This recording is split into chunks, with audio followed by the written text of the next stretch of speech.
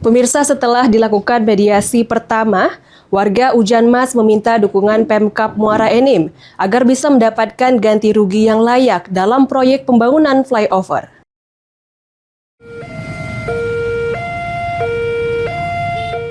Sempat melakukan protes karena ganti rugi tidak sesuai, warga Ujanmas meminta pemerintah Kabupaten Muara Enim untuk memberikan dukungan agar mereka yang terdampak pembangunan flyover tidak dirugikan.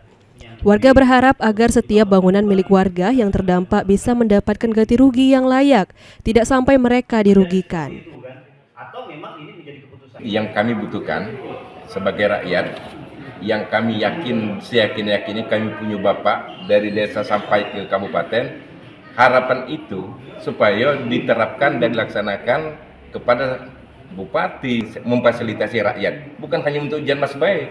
Pada saat ada hal yang sama, itu dilakukan oleh pemerintah, bentuk tanggung jawab publik pengambil kebijakan kepada rakyatnya.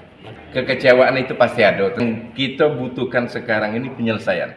Selain berharap pemerintah bisa memberikan masukan, warga juga meminta pihak terkait bisa memberikan kebijakan yang tidak merugikan.